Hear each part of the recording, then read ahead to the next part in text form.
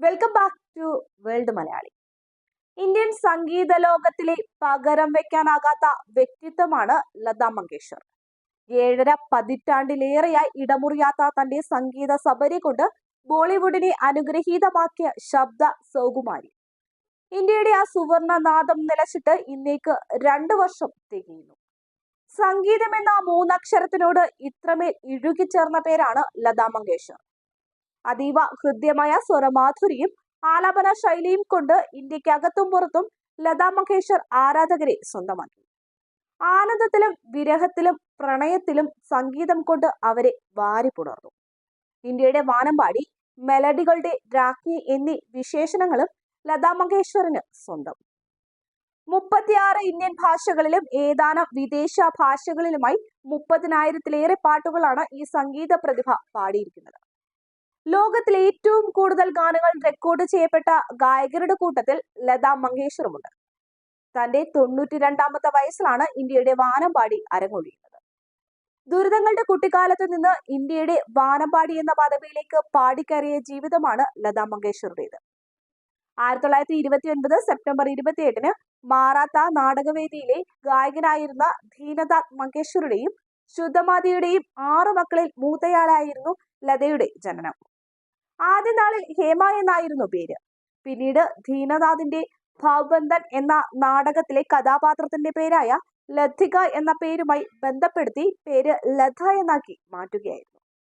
പിതാവിൽ നിന്നാണ് ലത സംഗീതത്തിന്റെ ബാലപാഠങ്ങൾ അഭ്യസിക്കുന്നത്. തന്റെ 5ാമത്തെ വയസ്സിൽ തന്നെ പിതാവിന്റെ സംഗീത നാടകങ്ങളിൽ അഭിനയിച്ചു തുടങ്ങിയ ലതയ്ക്കും കുടുംബത്തിനും തിരിച്ചടിയായത് അച്ഛന്റെ പെട്ടെന്നുള്ള മരണമായിരുന്നു.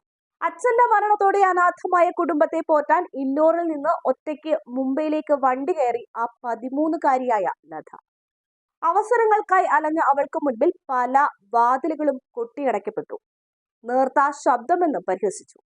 വഴിയിൽ വന്നുപെട്ട ഈ പ്രതിബന്ധങ്ങളെയെല്ലാം ഒറ്റയ്ക്ക് നേരിട്ടായിരുന്നു ലതയുടെ യാത്ര. ഒടുവിൽ കാലം അവളെ ഇന്ത്യയുടെ വാനമ്പാടിയാക്കി. ആദ്യം അഭിനയത്തിലൂടെയും പിന്നീട് സംഗീതത്തിലൂടെയും ലത ജീവിതം കെട്ടിപ്പടുത്തു. 1942-ലാണ് ചലച്ചിത്ര പിന്നണി ഗാനരംഗത്തേക്ക് ലതാ മങ്കേഷ്കറുടെ വരവ്. 1949-ൽ ഉഠായേ ജാ ഉൻകി സിതം എന്ന ഹിറ്റ് ഗാനത്തോടെ ലത എന്ന ഗായികയുടെ സുവർണകാലം ആരംഭിച്ചു. 40 ഭാഷകൾ, 10,000-കണക്കിന് പാട്ടുകൾ. 1950 മുതൽ 1990-കൾ വരെയുള്ള കാലം അക്ഷരാർത്ഥത്തിൽ ലതാ മങ്കേഷ്കർ ബോളിവുഡ് പിന്നണി ഗാനമേഖലയെ നയിച്ചു. നെല്ലി എന്ന ചിത്രത്തിലെ കഥളി ചെങ്കഥളി എന്ന തുടങ്ങുന്ന ഗാനമാണ് ലതാ മങ്കേഷ്കറിന്റെ ഏക മലയാള ഗാനം. വയലാർ രാമവർമ്മയുടെ ഈ വരികൾക്ക് ഈണമിട്ടത് സലിൽ ചൗധരി ആയിരുന്നു. ഏതാനും ഗാനങ്ങൾക്കും സംഗീത സംവിധാനം നിർവഹിച്ച ലതാ മങ്കേഷ്കർ 4 ചിത്രങ്ങൾ നിർമ്മിച്ചിട്ടുമുണ്ട്. ഫോട്ടോഗ്രാഫിയും ക്രിക്കറ്റും വായനയും പാചകവുമായിരുന്നു ലതയുടെ മറ്റു ഇഷ്ടങ്ങൾ.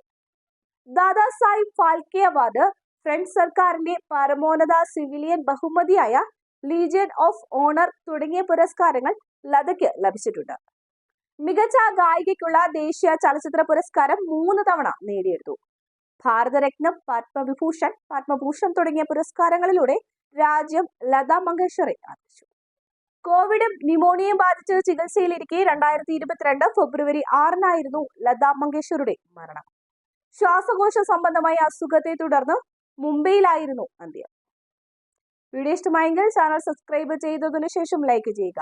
ഒപ്പം വീഡിയോ ഷെയർ ചെയ്യാനും മറക്കണ്ട.